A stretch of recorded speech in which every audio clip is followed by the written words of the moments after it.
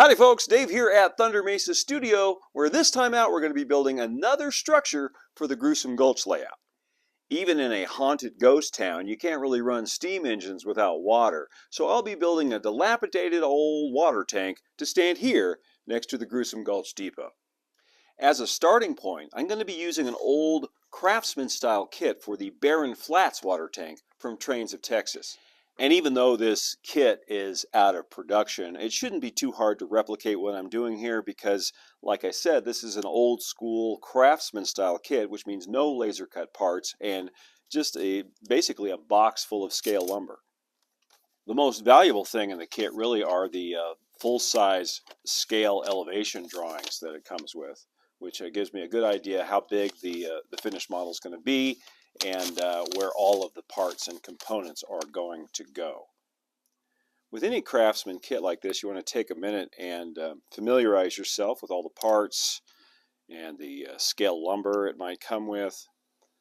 And one of the best ways to do that is to take a minute and distress and stain all the wood before assembly. The reason you want to stain the wood before assembly is because that will keep glue spots from showing up in your work. Glue acts as a resist to the stain, so if you glue the pieces together first and then stain it later, you'll get these little blotches where the glue is going to show. And now I'm just going to get some stain on all of these. This is my usual India ink and rubbing alcohol. Give everything a weathered gray patina. On thinner material like this scribed siding, it's always a good idea to stain it both front and back, even if that backside's not going to show. And that's just to even out the surface tension, so it cuts down on warping quite a bit. Now that the stain has had a chance to dry completely, the next step called for in the instructions is to edge glue these thin panels together to create basically a wrapper for the tank. One change I've decided I already want to make is I don't want to have a lid or a roof on the tank. I want it to be open so you can see the water. And what that means is I need to cut this inner tube down. This is the core of the tank, so I need to cut it down by about a scale foot, so that when you look in the top, you won't see this cardboard tube. You'll just see the tops of the scribed siding sticking up and the surface of the water. And what I've done is I've gone around and I've marked a scale foot down, made little marks, each one about, half an inch apart. I'm going to have to cut this as straight as I can by hand. So I'm just taking this piece of paper and I'm lining it up with the marks that I made, wrapping it around. There. Then using that as a guide, just take my razor saw and go all the way around, cutting through a little bit at a time until I've cut off the material that I need to. That should give us a relatively straight cut. Clean it up with a little bit of sandpaper. And now we have a tank core where the surface of the water can be down a little over a foot lower than the scribed siding. I've let this glue on these joints dry for a good long time. I'm brushing some water on the back, just on the back of this, just to help it bend more easily, because now we're going to glue it onto the tank.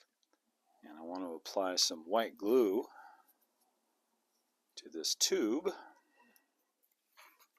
and let's see how this goes. The trickiest part is getting it on here straight, I think. I've given myself a lot more of this scribed siding than I'm going to need, so I'm going to have to trim it off when I get it around.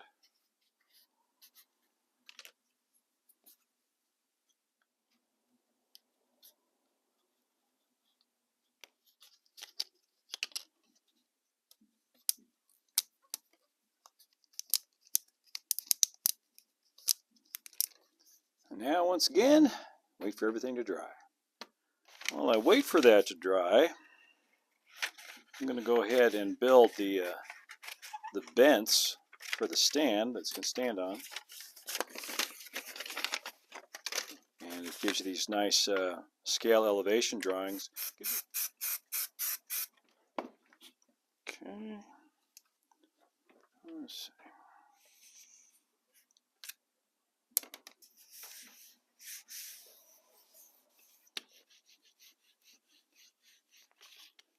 Once again, I'm going to put some clear packaging tape over the top.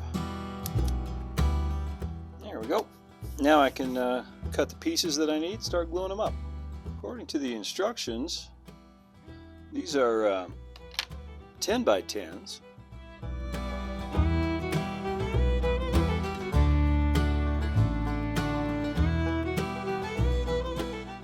These get tied together with some 2 by 10s.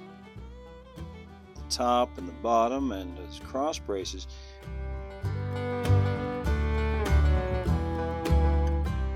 I just want to notch this front beam for the fill pipe. Just going to use a rat tail file for that. The tricky part here is going to be boxing the rest of it in. Well, it's kind of floating in the air. I've propped it up on top of the drawing, lining it up the best I can, so I can put these side braces on.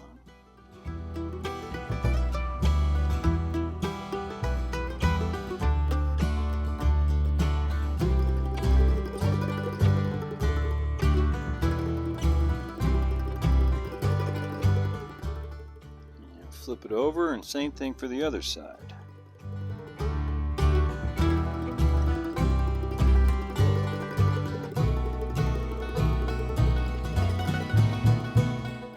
Now to finish this off, I need to drill a whole bunch of little holes and add a whole bunch of nut bolt washer castings.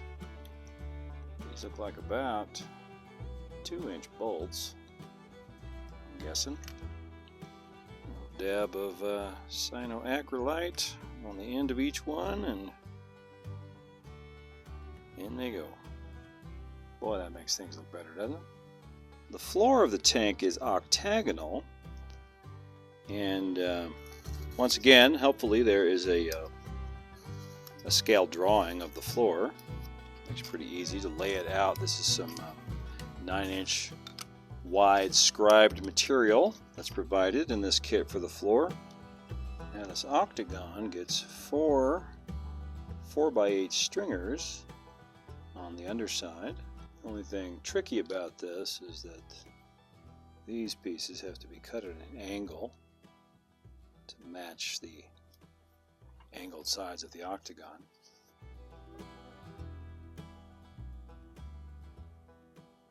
Just finishing off the base, I added some 2x8 trim all the way around the outside of the octagon. And now I am cutting the drain pipe to fit. There's a piece of some brass tubing, and I'm going to just cut this to length. There we go. Then there are some white metal castings for the plumbing elbows. I can just glue these up with a little bit of CA.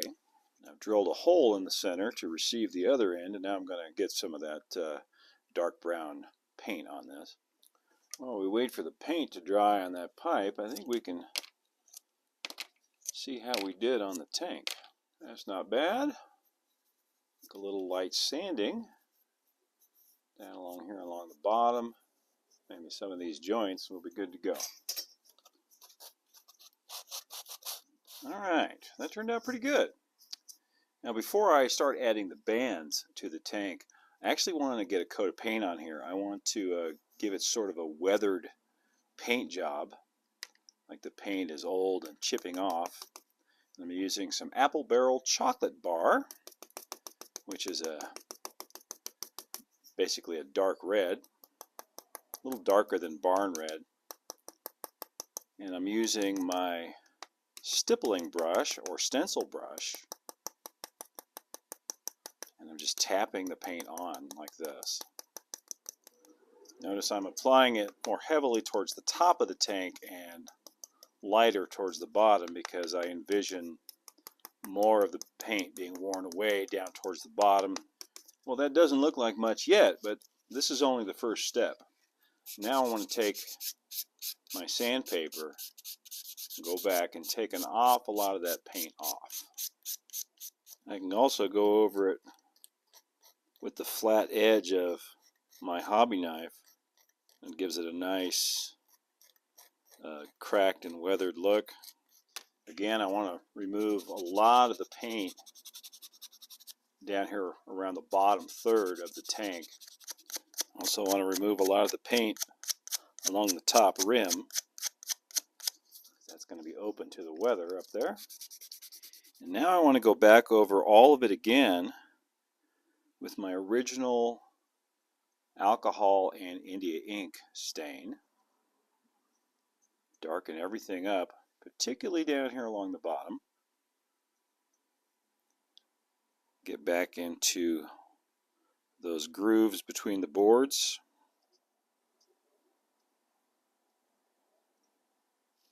Alright, we're almost there. Now I want to add some alkali stains.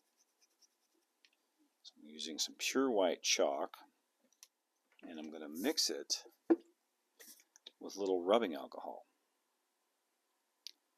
so I can brush it on. I can put it on with a paintbrush and see what happens when you mix it with the rubbing alcohol. The white disappears, but once it's dry again, it'll turn white again. I just want to make kind of just like an edge here where the water's been leaking. This is one of those techniques that's kind of, it's difficult because you can't see the final result until after it's dry. So you just kind of have to trust your instincts and trust the process. But there you can already start to see the effect. And in the end, you should have something that looks kind of like this. And I can hear some of you yelling at the screen saying, hey, what about the tank bands? Don't worry, I'll be getting to those in a minute. But right now, I can put the drain pipe in. It goes through there, and this goes in here.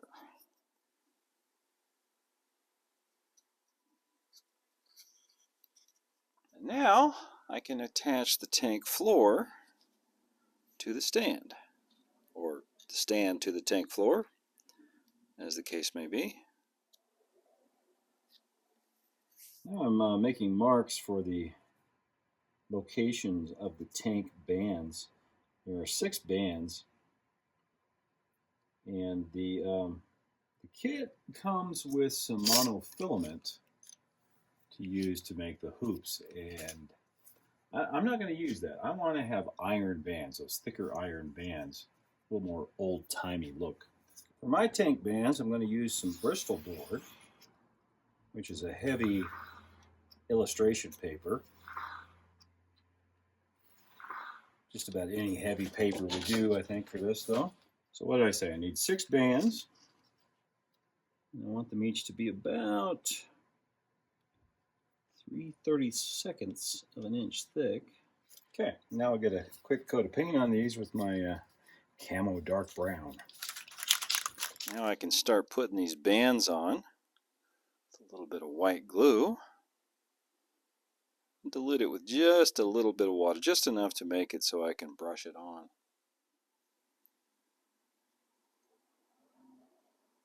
They don't have to be perfectly straight. I mean, you want to try to get them as straight as you can, but the most important thing is that they begin and end in the same spot. The next one, I want to start it in a different spot. I want to stagger it by about 3 boards. That way when I put the band fasteners on, they'll be staggered like they should be, prototypically. And the next one, same thing again. You want to stagger it by the width of about 3 boards.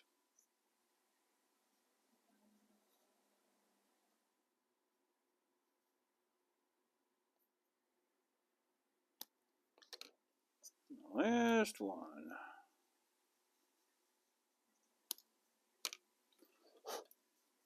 Now I can add the tank hoop fasteners. And these are some white metal castings I got from Weissman Model Service. So right over that joint where those bands begin and end, just using some white glue to put them on. Any kind of PVA is fine for white metal castings like this. I like to bend them a little bit first to match the diameter of the tank better. All right, now it's starting to look like a water tank. Now I am ready to model the water inside of the tank. And since this is Gruesome Gulch, it can't be ordinary water. It's got to be spooky looking. What I want is water that kind of glows. Kind of like I did in the River of Souls, almost like it's radioactive. And what I've done is I've taken a disc of acetate, of clear acetate, painted it green on the back, and I just got done with my sandpaper fogging this the top side here, so it diffuses the light because I'm going to put a blue LED inside of the tank. Yes, my friends, this is the one and only model railroading channel where you'll see someone put a light inside of a water tank. At least I'm pretty sure it is. So now I just need to glue this into place. Got some canopy glue here, and I've cut this to fit right on top of this cardboard tube. I should be able to just drop this on top of that glue. Hold it for a second. The idea here is that, you know, when the light is not on, it'll just look green and murky. But when it's on, it'll look even spookier. Now I'm going to use some good old Mod Podge and swirl it around here on the surface of the water to bring back that shine. When this is dry, it should catch the light and look like ripples. Alright, let that dry for a bit. On tanks like this, the water fill pipe could come in from various places. In the kit, it has a fill pipe that comes up on the side and dumps in on the top. You could also have them come up from underneath, right through the bottom of the tank, and then the pipe would come all the way up and spill out into the top of the tank. And that's what we're going to do here, because that will allow me to hide the wiring for the LED, which is going to be hidden inside the tank. I've got a little piece of cocktail straw here. Actually, I think it's a straw from a juice box. But yeah, we'll install that underneath. That'll be the pipe. Wires will come up through the bottom, and it'll be like a little magic trick.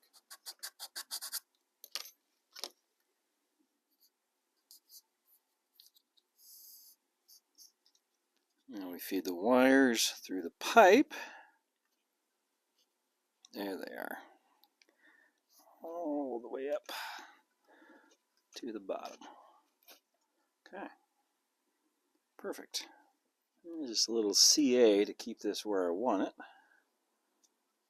And now, without any further ado, I can attach the tank to the base.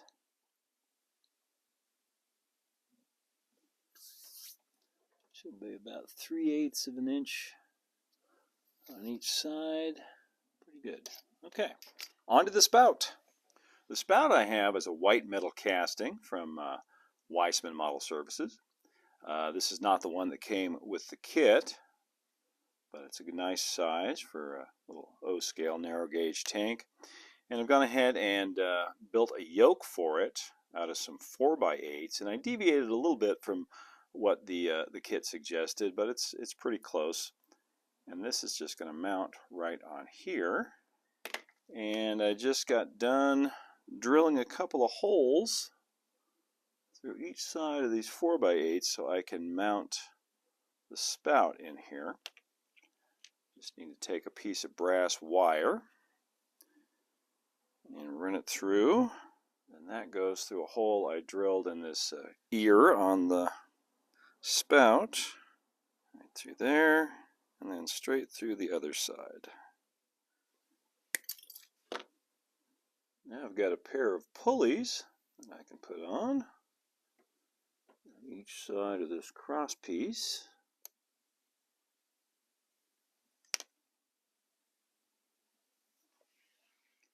This is some very fine brass chain. Thread that through the pulleys. Goes down through there.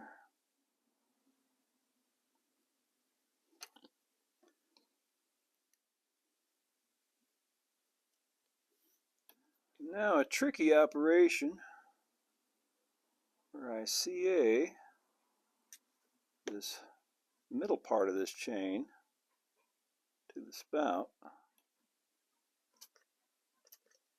I have some weights to add to those chains as well, but I'm not going to put them on until after I get this whole assembly mounted on the tank. Now with this laying flat, I can add these counterweights where I want them.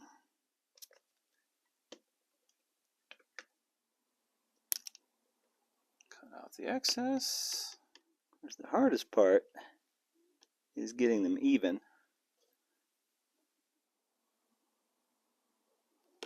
Now, keep these from swinging around.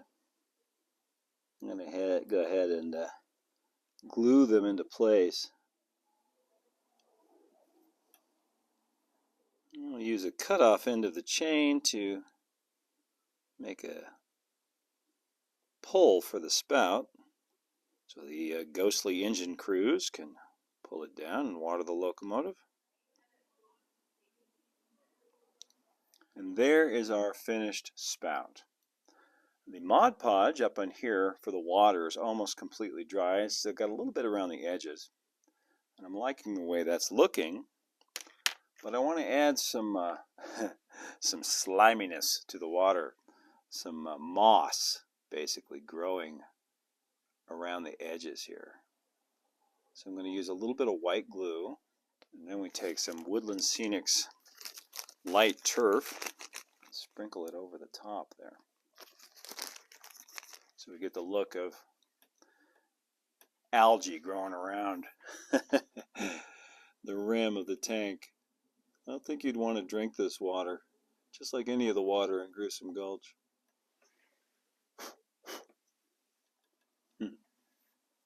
I like that.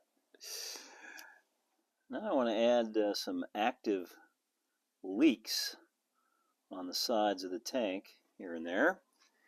And for that I'm using some Woodland Scenics realistic water. Just brushing it on, a small brush. You could also use acrylic gloss medium for this, though the Woodland Scenic stuff is a little bit shinier than gloss medium. So just carry that right out to the edge. I've never seen a wooden water tower that didn't leak. And usually you just want to follow the boards down, or the cracks between the boards. But they tend to get wider, these leaks, down towards the bottom. Water is going to accumulate more down there. Get a little bit coming off of the pipe down here too. Now I've got a ladder. This was built from some scale 2x4. Put that right here, so whoever it may be can climb up there and check the water level in the tank. Now I want to go back and add a little bit more weathering with my colored chalks. In particular, around where I made these leaks, I want to add more of that white alkali staining. See, I'm going around the edges of that, where I put that Woodland Scenics water. Once again, don't drink the water in Gruesome Gulch. This looks a little strong now, but it'll all tone back a little bit when I put a clear matte spray over it, fixative. And now I really want to rust up all of these metal parts using some orange and some terracotta colored chalk, and just add some general grayish grime down here around the bottom. Alright, let's get some fixative on that. Now check this guy out. This is a 3D printed skeleton from Mini Prints. And my friends, if you have not checked out all the fantastic items available from miniprints.com, you are missing out. As soon as this video is over, you should head right on over there and see what they have. Now, since this is Gruesome Gulch, my tank needs an occupant. And The skeletons are kind of a running gag throughout Gruesome Gulch, so this guy is going to be taking a little bath inside the tank. But first I need to rearrange his limbs a little bit. Since most of this fellow is going to be underwater, I really only need him from the torso up, so carefully sever his spine right there. If you're squeamish, look away. I need to break his arms. I'll probably just take both of them off. I'll do his waving arm first. Kind of put that up like this. A little baking soda to kick that CA. Make that a stronger joint.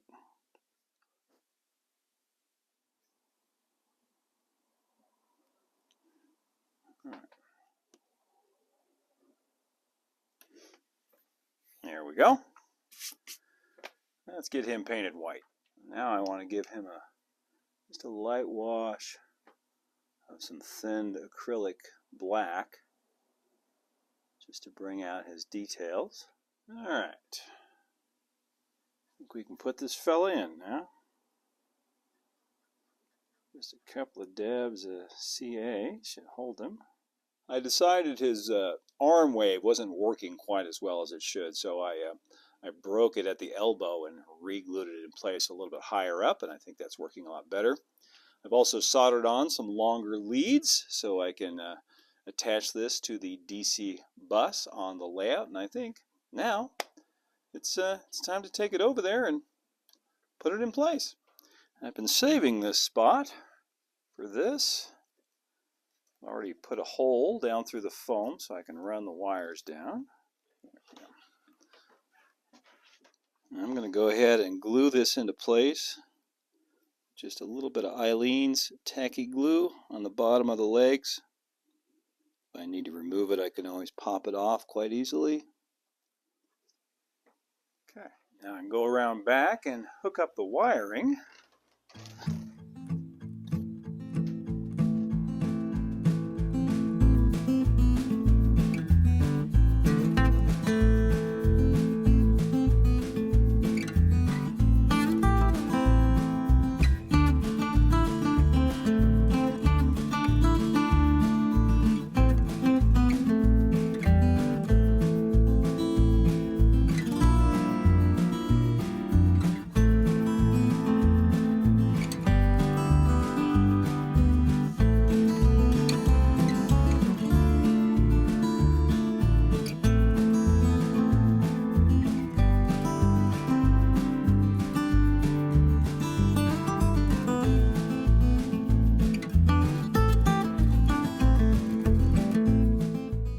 And that is one more structure done for Gruesome Gulch. I want to thank you all so much for watching today. Please like, subscribe, share, and hit that notification bell if you'd like to see more.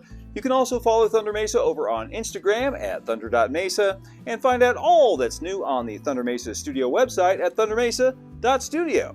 And if you really like what we're doing here at the channel and want to show your support, you can do what these nice folks did and head on over to patreon.com/thundermesa and show your support there.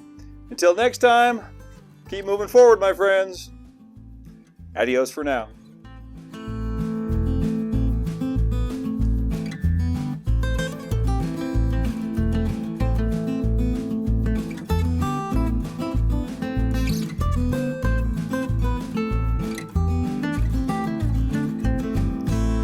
Rest assured, I will find another use for his bottom half somewhere.